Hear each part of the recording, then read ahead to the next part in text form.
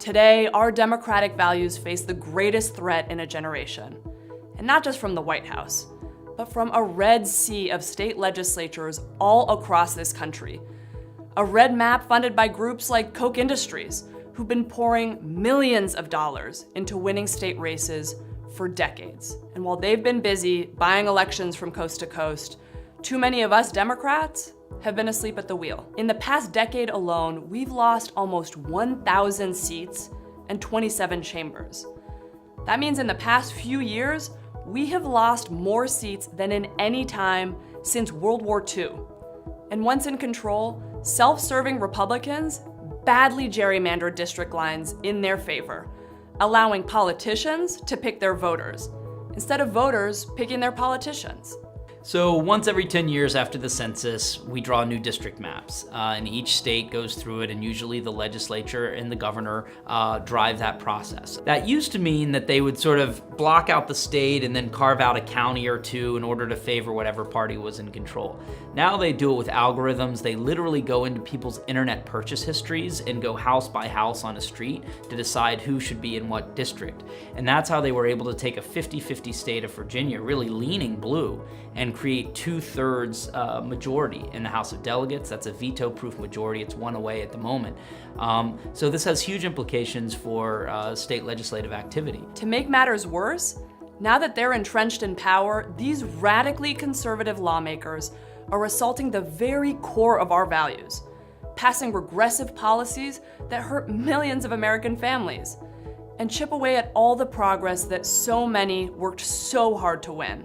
So it's the 2017 and 2018 elections that will end up deciding our politics for the next 10, 15 years. The real wins, the resistance are going to be found at the local level. And I think about my home state of Virginia and also how Virginia's changed over my lifetime. Virginia has become an incredibly diverse state with all kinds of people from every corner of the world coming together to build an economy together, to build a community together. We need to win elections in states like Virginia. And when we show that we can do that, we show that the resistance is not just a flash in the pan or one day of a march. It's something that's sustainable, that this really is about our values. It's about what we believe is the best of America, and it's about electing leaders that look like us and believe what we believe is most important as a country. So it's a really exciting time because the Democratic Party, it seems, is really receptive to all that energy that the grassroots organizations are putting in on the ground. And we have so many candidates that are going forward and running that are actually reflective of our progressive values. There's a lot at stake in the 42nd District. My Republican opponent is a Tea Party activist that said that Donald Trump is her ideal presidential candidate. You know, well, his campaign is supported by the NRA and the Koch brothers and Dominion Virginia powers. My campaign is based on small donations. This is a person who believes in a lot of Trump politics. He will be NRA supported, Koch brothers supported. So somebody that I don't want representing my family in Richmond, and somebody I don't want representing us and making laws for us in this state. While he is advocating to have more guns in schools, I'm about to protect children in the schools. And he goes against a lot of the values and progressive ideas and agendas that's really important to our party at this time. While he is against healthcare, I believe that healthcare is a human right and not a privilege. So we have to ensure that we win this race because we cannot have these dangerous Trump politics go down to Richmond and represent people in the 2nd District and all Virginians alike. We are the test case now for everything that's going to happen in 2018. So this is an opportunity for us to test tactics, technology, tools, messages. And no matter what your local district looks like next year, there's probably a district in Virginia that looks similar to that politically. I'll be honest, politics hasn't been very likable for a long time. Those of us who stood up on November 9th and dusted off our shoulders were probably thinking, in many cases, I know I was, I haven't been involved enough.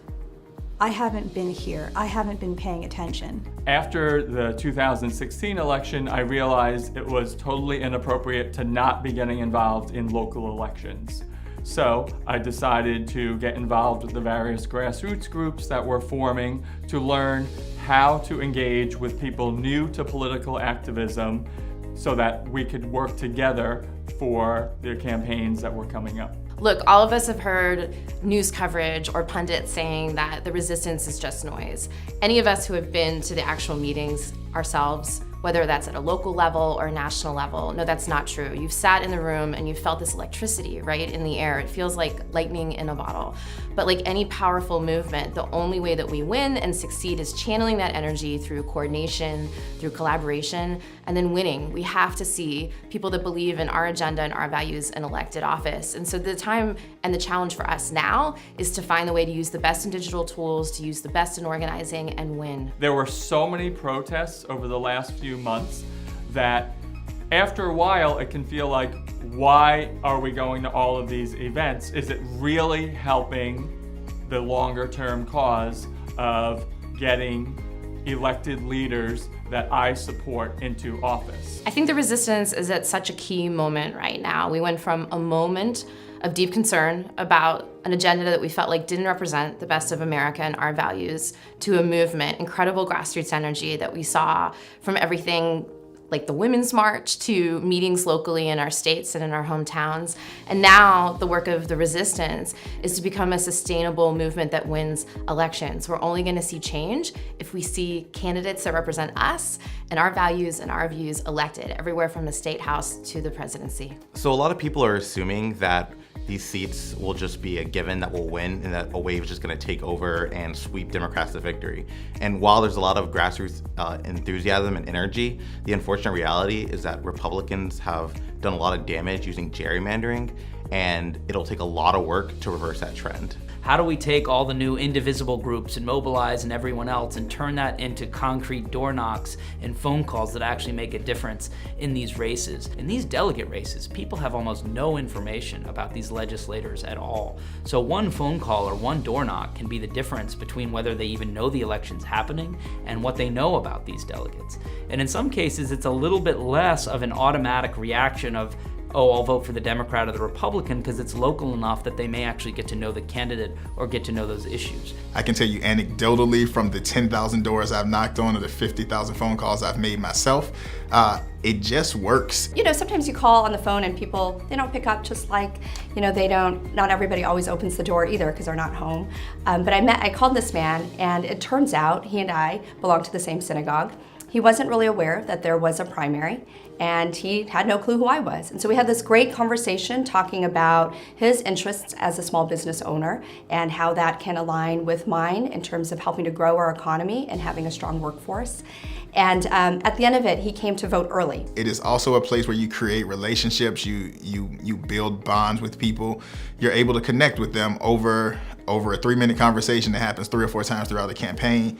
It is amazing what happens during this time frame. So I just came off of a primary where I won by only 1%. So if 13 people would have stayed home on June 13th, we would be having a different conversation. So that means every single vote counts. Not only that, but the last election cycle, the Republican candidate only won by 125 votes. We had 2 close races in the 31st district. One in 2013 where we only lost by 228 votes on another gubernatorial year like this one. Another one was in 2015 where we lost by 1,300 votes. So this is going to be definitely a close race, and it's going to depend on how many people we can contact, either at the doors or over the phone.